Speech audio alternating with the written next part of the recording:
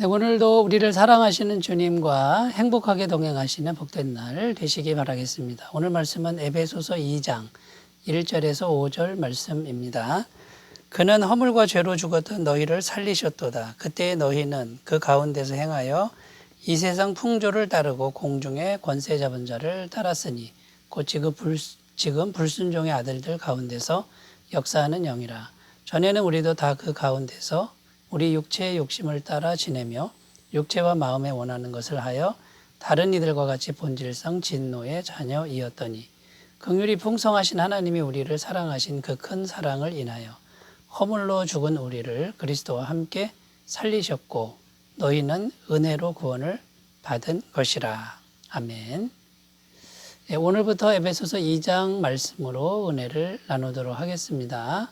자, 에베소서 2장 말씀의 내용을 한마디로 요약하면 우리가 어떻게 구원받았는가, 그 구원받은 내용 또 과정을 설명하는 그런 내용이라고 할 수 있습니다. 그래서 어떻게 구원받았는가 할 때 우리가 구원받기 전에는 이러이러한 존재였고 또 이러이러한 모습이었는데 하나님께서 이런 과정을 통해서 구원해 주셨다라는 것이고요. 또 구원받은 이후에는 우리가 또 새로운 존재가 되었다. 이것을 말씀하는 것이 에베소서 2장이라고 할 수 있습니다. 자, 오늘 첫 번째 부분을 우리가 읽었는데 이 에베소서 2장은 1장의 연장선상에서 이해해야 합니다. 그 1장의 마지막 부분에서 말씀하신 내용이 뭐냐면 하나님의 능력에 대한 것이었습니다. 그 하나님의 능력이 지극히 크다는 것이죠. 그 능력이 예수님을 부활시켰고 승천하게 했고 통치자와 가장 존귀한 이름을 만들었다. 이런 내용으로 끝맺고 있었죠. 그러니까 이제 성도인 우리를 구원하시는데 그 하나님의 능력이 역사해서 우리를 구원했다. 이렇게 이어진다라고 보시면 됩니다. 그래서 에베소서 2장 이제 우리가 구원받았는데 하나님의 능력이 이제 우리를 구원한 것이죠. 그러니까 어떻게 구체적으로 구원했는지를 찾아보면서 은혜를 나누겠습니다. 첫 번째는 완전히 죽은 자를 살리는 생명의 능력으로 역사하셨다라는 겁니다. 하나님의 능력은 완전히 죽은 자를 살리는 생명의 능력이다라는 것입니다. 1절입니다. 그는 허물과 죄로 죽었던 너희를 살리셨도다. 자, 죽었던 너희를 살렸다 할 때 여기서 말하는 죽음이란 육체적 죽음을 의미하는 것이 아닙니다. 영적인 죽음을 의미하는 것인데 이 영적인 죽음은 하나님과의 단절된 상태를 의미하는 거죠. 영과 영이 단절되어 있다는 겁니다. 요한복음 17장 3절입니다. 영생은 곧 유일하신 참 하나님과 그의 보내신 자 예수 그리스도를 아는 것이니이다. 자, 여기서 영생은 하나님을 아는 것인데 이 안다라고 하는 건 지식적 알미 아니라 만나서 경험해서 아는 것을 의미하는 것이죠. 그래서 영생은 생명인데 하나님을 만나는 것이 영생이라는 것이고요. 여기서 말하는 죽음은 하나님과 단절돼서 지금 모르는 상태라는 겁니다.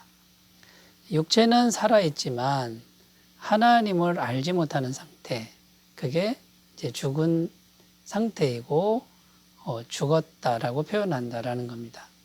죽었던 이렇게 표현하는데 이건 완전히 죽은 상태입니다. 그러니까 움직임이 전혀 없는 겁니다. 여러분, 완전히 죽은 자가 뭘 할 수 있겠습니까? 아무것도 할 수 없다라는 것이죠. 자, 죽은 자가 아무리 노력을 하고 아무리 열심히 해도 그것은 생명이 될 수가 없다라는 겁니다. 이미 완전히 죽었기 때문에. 누군가가 생명을 다시 불어넣어 주어야만 살 수 있는 것이죠. 그런데 완전히 죽었던 우리를 다시 살리셨다. 결국 바깥에서 생명을, 영원한 생명을 불어넣어 주셨다라는 겁니다. 그러니까 예수님이 마음에 들어오시고 영접하여 들어오시고 영원한 생명의 실제적 능력인 성령님의 능력이 들어가서 이제 살아났다라는 겁니다. 영적으로 살아나고 하나님을 알게 되고 하나님과 연결된 상태가 되었다. 지금 이렇게 말씀하고 있는 것입니다. 자, 그러면 여러분, 우리가 구원받기 이전에 완전히 죽었었는데 예수님을 영접함으로 생명이 들어가고 성령으로 거듭나서 영생을 얻게 된 것이죠. 자, 그럼 중요한 게 뭡니까? 인간이 열심히 노력하는 게 중요한 게 아니라 마음에 예수님, 십자가에 피 흘려 죽으신 예수님을 모셔드리는 거죠. 받아들이는 게 중요하다라는 겁니다. 그래야 생명의 능력이 들어가고 우리는 영적으로 살아날 수 있다라는 겁니다. 여러분, 구원받은 이후에도 역시 이 원리는 동일하게 적용됩니다. 구원받은 이후에도 계속해서 마음에 예수님을 모시는 일을 계속해야 되고요. 성령님을 받아들이는 일을 계속해야 됩니다. 그래야 하나님의 능력이, 생명의 능력이 우리 안에 들어와서 역사할 수 있다라는 것이죠. 자, 여러분 어떤 노력을 하고 있습니까? 마음에 예수님을 모시고 성령님을 모시는 이런 쪽으로 노력을 많이 하십니까? 아니면 이것보다는 자기 열심이나 자기 행위를 열심히 하고 있습니까? 잘 분별하셔서 죽은 자를 살리는 생명의 능력으로 충만하시기를 바라겠습니다. 자, 두 번째입니다. 두 번째, 우리를 구원한 능력, 어떤 능력이냐면 마귀를 물리쳐 주시는 통치의 능력이다라는 겁니다. 2절, 3절 말씀을 읽겠습니다. 그때 너희는 그 가운데서 행하여 이 세상 풍조를 따르고 공중의 권세 잡은 자를 따랐으니 곧 지금 불순종의 아들들 가운데서 역사하는 영이라. 자, 이 말씀에 보면 공중의 권세 잡은 자라고 나오죠. 마귀를 의미합니다. 여러분, 마귀는 실체가 있습니다. 실제적 존재라는 것이죠. 자, 영적으로 죽은 사람들, 하나님과 연결되지 못한 사람들은 모두가 마귀의 지배 아래 있습니다. 인간의 힘으로는 절대로 벗어날 수가 없다라는 것이죠. 에베소서 6장 12절, 우리의 씨름은 혈과 육을 상대하는 것이 아니요 통치자들과 권세들과 이 어둠의 세상 주관자들과 하늘에 있는 악의 영들을 상대함이라. 여러분, 이런 영적인 실체, 마귀와 그의 졸개들이 분명히 있고요. 이들과의 싸움이라고 지금 말하고 있는 것이죠. 또 마귀가 이제 오늘 말씀 2절, 3절에 보면 사람들을 어떻게 끌고 다니는지가 나오는데 크게 두 가지입니다. 첫 번째는 이 세상 풍조, 이렇게 되어 있죠. 2절 말씀에. 이 세상 풍조를 따를 수밖에 없는 거죠. 사람들은. 이 세상 풍조를 따라가는 이제 그 거대한 흐름을 가지고 사람들을 끌고 다니는 것이고, 3절에는 마음속에 있는 욕심이라고 이렇게 표현하고 있습니다. 이 마음속에 있는 욕심을 통제할 수 있는 사람은 없습니다. 통제하려고 하다가도 계속 강력한 힘으로 우리를 끌고 가는 것이죠. 3절을 읽어보면 이렇게 되어 있습니다. 전에는 우리도 다 그 가운데서 우리 육체의 욕심을 따라 지내며 육체와 마음에 원하는 것을 하여 다른 이들과 같이 본질상 진노의 자녀이었더니, 여기 본질상 진노라 이 말은, 진노의 자녀다 이 말은 태어나면서부터 질적으로 죄로 물들었고 탐욕으로 물든 존재로 태어났다라는 겁니다. 이걸 원죄라 그러는데, 이것이 있는 한 마귀가 계속해서 그 욕심을 자극하고 충동해서 끌고 다니는데 거기서 벗어날 사람이 없다라는 겁니다. 자, 그런데 이제 어떻게 되었다는 겁니까? 예수님을 마음에 영접하니 성령님의 실질적 능력이 들어오셔서 마귀의 영을 물리쳐 주신다라는 것입니다.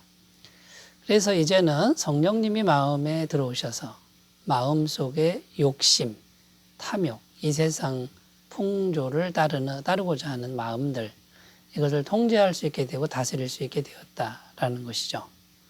성령님이 우리 안에 들어오셔야 하나님의 능력, 하나님의 마음이 들어오는 것과 같습니다.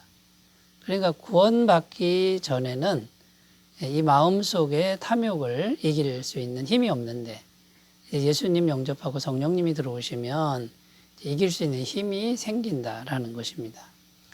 또 지속적으로 예수님을 받아들이고 성령님을 받아들여야 되는데, 왜냐하면 우리가 잠시만 멈추어도요, 죄로 물든 우리의 마음에서 계속해서 이 죄의 소욕이 자라나기 때문에 우리는 매일매일 이제 성령 충만을 구하시고 하나님의 능력을 받아들여야 된다라는 것이죠.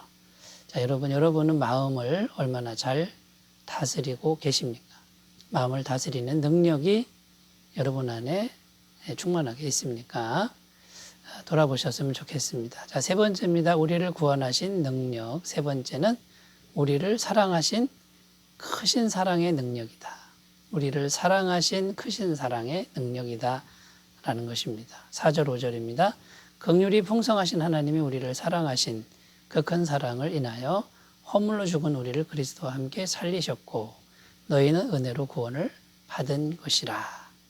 자, 이 말씀에 보면 우리를 구원하신 이유가 나오는데 그 이유는 하나님의 크신 사랑이다. 이렇게 지금 말씀하고 있습니다. 근데 왜 우리를 사랑하시는 겁니까? 우리가 사랑받을 만해서 사랑하는 것이 결코 아니라고 성경은 말하죠. 그냥 하나님 자체가 사랑이시기 때문에 사랑으로 충만하시기 때문에 우리를 사랑하신다라는 것이죠. 요한일서 4장 8절에 보면 하나님은 사랑이시라. 하나님 자체가 사랑 충만입니다. 그래서 이 사랑 충만하신 분이기 때문에 그냥 우리를 사랑하시는데 그 사랑이 너무나 크다라는 겁니다. 이 하나님의 사랑은 영원한 사랑이고 변하지 않는 사랑이고 또 전부를 다 주시는 사랑이다. 이게 하나님 사랑의 특성입니다. 그러니까 우리가 사랑받을 만한 어떤 행위나 근거가 전혀 없어도 하나님이 이 사랑은 변함이 없다라는 것이죠. 로마서 5장 8절에 우리가 아직 죄인 되었을 때에 그리스도께서 우리를 위하여 죽으심으로 하나님께서 우리를 향한 자기의 사랑을 확증하셨느니라. 자, 이렇게 지금 말씀하고 있습니다. 그러니까 하나님 자체가 크신 사랑이기 때문에 우리가 죄인이었어도 전부를 다 주셨다라는 것이고요. 만약 우리에게서 사랑받을 만한 근거와 조건을 찾는다면 우리 중 한 사람도 사랑을 받을 수 있는 사람은 없다라는 것이죠. 자, 그러면 여러분 우리가 할 일이 무엇이죠? 지혜로운 행위가 무엇입니까? 하나님의 사랑을 신뢰하고 계속해서 받아들이는 겁니다. 여러분 우리가 죄를 계속 져도 염치불구하지만 우리 입장에서 보면 염치불구하고 뻔뻔하지만 하나님 사랑은 변함이 없으니 그대로 계속 받아들이는 겁니다. 그 받아들이면 사랑의 힘으로 우리는 살 수 있다라는 거죠. 하나님의 사랑이 너무 크기 때문에 그제서야 우리가 살 수 있다라는 것입니다. 자, 여러분 지혜가 무엇입니까? 하나님의 사랑, 변함없는 사랑, 크신 사랑 계속해서 마음에 받아들이시면 우리를 구원하신 능력이 오늘도 충만할 줄로 믿습니다. 기도하겠습니다. 하나님 아버지, 우리는 허물과 죄로 완전히 죽었던 존재들입니다.